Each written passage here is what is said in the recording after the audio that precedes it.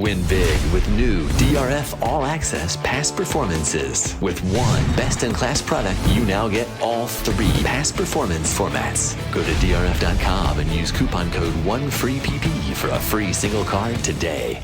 Hi everyone, David Aragona here, taking a look at the feature race at Aqueduct on Saturday. Race 8 on their 9-race card is the Dangerous Hour Stakes, going 1 mile on the turf course. That is correct. Grass racing is starting on April 20th this Saturday in New York, the first card of turf racing this season at the Naira tracks, and the feature race is this 1 mile turf event for older horses. 8 runners signed on to contest this as a turf race. You'll notice the number 9 Ouster. He is a main track only runner in this race, so that 5-2 morning line is for if this race comes off the turf. Hopefully that is not the case, and this race is expected to stay on the turf without too much rain in the forecast for this weekend in the New York City area.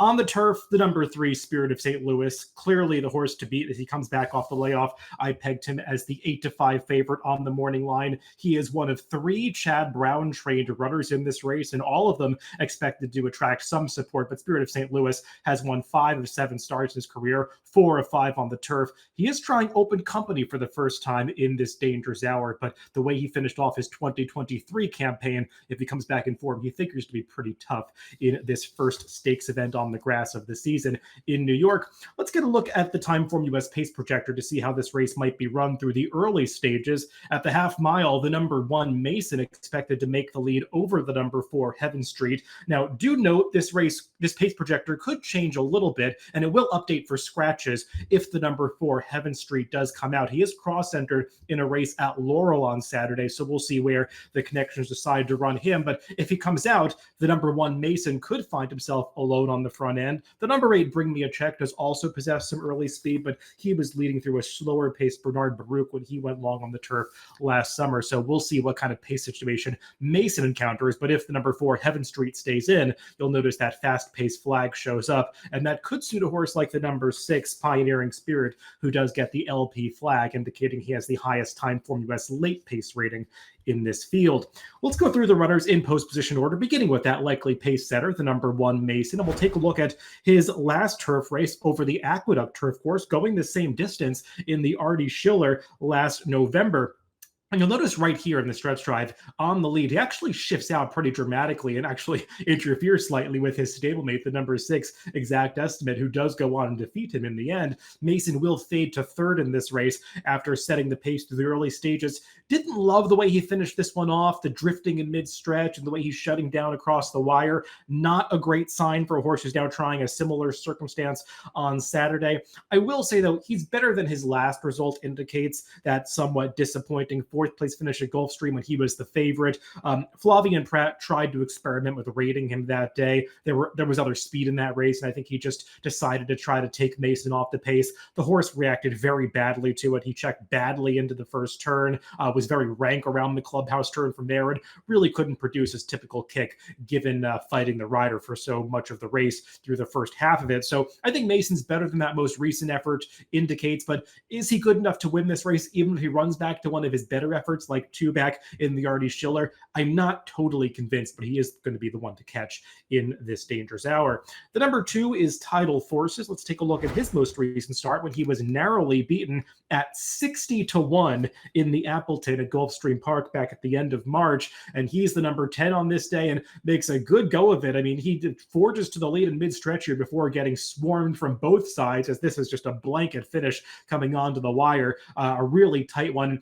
When you have a whole field of horses that are basically bunched up like this, basically 7 or 8 runners separated by 2 lengths, I question the quality of that race a little bit, and Tidal Forces did get a solid 120 Timeform US speed figure for that performance, but I think some others had some tougher trips in there. The winner of Smoke and Tea had to slice between horses in the late stages. One runner who finished behind him, Ice Chocolat, probably might have won if he had gotten through that day, but was stuck in traffic. So I think Tidal Force's 3rd place finish maybe a little better on paper than it was watching the replay, but he is a horse that seems to be getting back into form. These connections claimed him for just $10,000 3 starts back, so he's been a bargain buy. Now, running competitively in a stakes race, and now being a 10-1 morning line shot in another one. But I think he's going to have to take another slight step forward to be competitive with some of those tougher rivals in this race.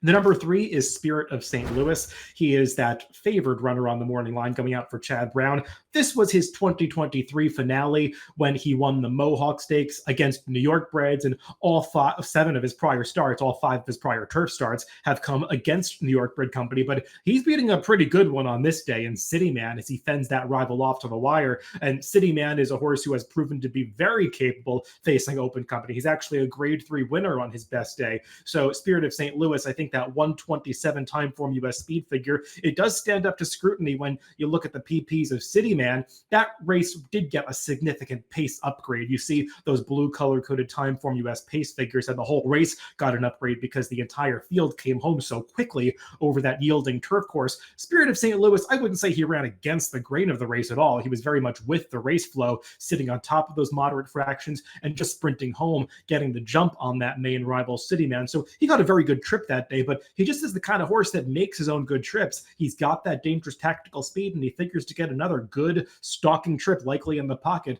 under Manny Franco again in this spot. So I do think he is the horse to be coming off the layoff. Layoffs typically are not a big concern for the Chad Brown stable. The number 4 is Heaven Street, and he's just one who's going to really have to turn his form around if he competes here. He is that horse that is cross-entered at Laurel. As I mentioned at the top of this preview, he was in good form when he initially switched into the Mike Maker barn last September, running a couple of good efforts in Kentucky, although both of those were sprint races. He got a big 120 plus time formula speed figure going 6.5 furlongs at Kentucky Downs, then one going 5.5 at Keeneland.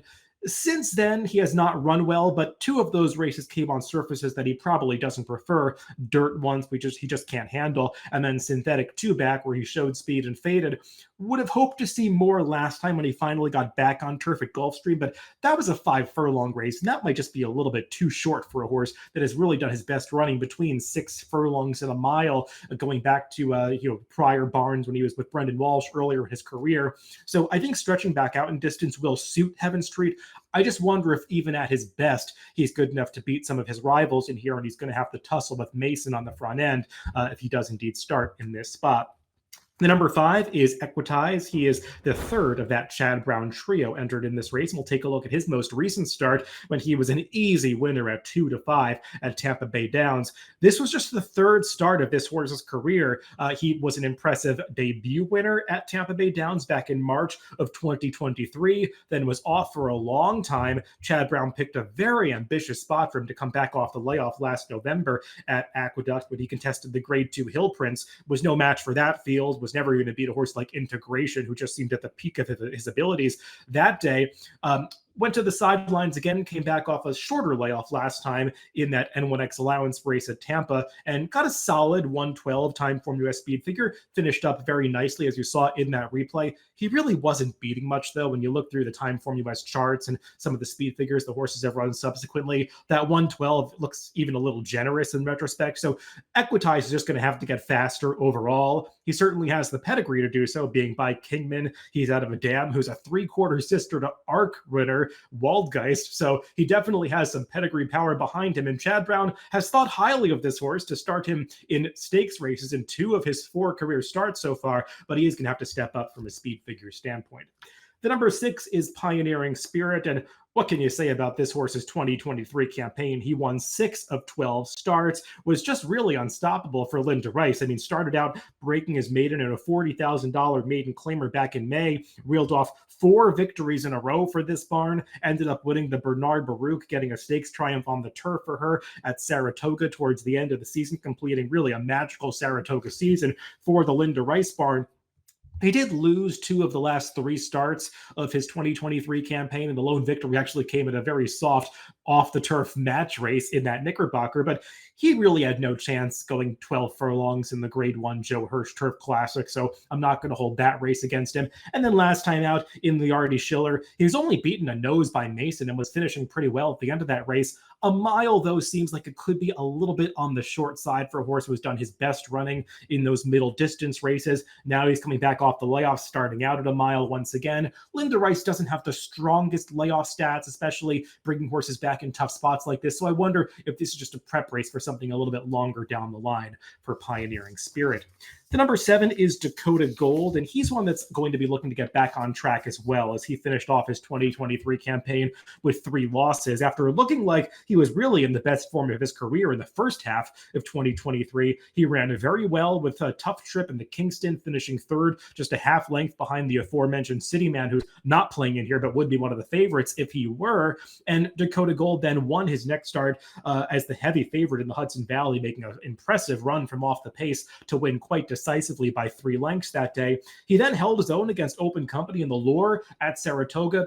Disappointed in both starts thereafter, but you'll notice he encountered good and yielding turf courses in both of those races, rated a 6 and 7 on the track condition scale in Timeform US. And he's just a horse that really likes to hear his feet rattle. He does his best running over firm ground. I think you could even see that going back to early in his career. So I wonder if especially the yielding course that he encountered most recently back in October in the Mohawk just didn't suit him. Spirit of St. Louis got over that ground very well and also got the jump on this horse. You see all blue color coded pace figures for that race, and Dakota Gold was towards the back of that 5-horse field early and really could never make a run in a race that was just dominated by a horse, Spirit of St. Louis, who was tracking that slow pace. Now he's coming back off the layoff. Danny Gargan, his trainer, has excellent layoff statistics. I looked up some numbers in Formulator, 120 to 240 day layoffs. He's 14 for 55, 25% win rate with a $2.24 ROI. So Danny Gargan does this well. Dakota Gold has run well fresh before, and I wonder if he's a horse that could bounce back in this spot if he gets some pace to close into. And then on the outside is the number 8, Bring Me a Check. He's another one looking to get back into form. He disappointed over the winter when he tried dirt once. Dirt is just not his preferred surface at this point in his career. He's only 2 for 24 on that surface. He's had much more success on the turf, winning 4 races on the grass. He got into very good form since the claim by Fernando Abreu initially last year, and then was picked up for $80,000 in July by his current trainer, Pat Reynolds, and basically held his form through the summer last year, ran in quick succession at Saratoga, finishing a good third in a 5.5 furlong optional claimer. And then his crowning achievement of the summer was when he was second to Pioneering Spirit in that Bernard Baruch, set the pace, and was pretty game to battle back for second that day, going a mile and a 16th, which based on his prior form looks like it would be a real stretch of this horse's stamina, but he got it that day, ran well when he cut back to a sprint in September at Aqueduct, and then went to the sidelines, tried the dirt once over the winter, like I said. Now he's getting back on the right surface, back to the turf. I wish he had drawn an inside post position because he does have the quality to compete with a field like this. It's just he's a horse who wants to be forward, and there's speed drawn inside of him with Mason and even Heaven Street if he competes in here. So it seems like he could be relegated to a 3-wide trip if he wants to get that stalking journey. Maybe they'll try to slot him in behind horses, but he does seem like a horse that wants to be forward in his 2-turn races. So I just wonder if this is the right spot for a horse who does have quality and will be a price in this race. The number 9, Ouster, like I said, he is a main track only entrant, so not going to spend any time on him. We'll throw out my picks for this Dangerous Hour, and I'm going to put the number 7 Dakota Gold on top. I picked him at 6-1 on the morning line, hoping to get somewhere in that range, 9-2, 5-1. Wouldn't want to go too much shorter than that on this horse because he does have to get back into form, but he earned speed figures back in the middle of last year that would make him competitive with this field, and I think getting back on a firm turf course is really going to benefit this Danny Gargan trainee, who is returning as a new gelding in this Dangerous Hour. So the number 7 Dakota Gold for me in this feature race at Aqueduct on Saturday. Good luck if you're playing the races this weekend.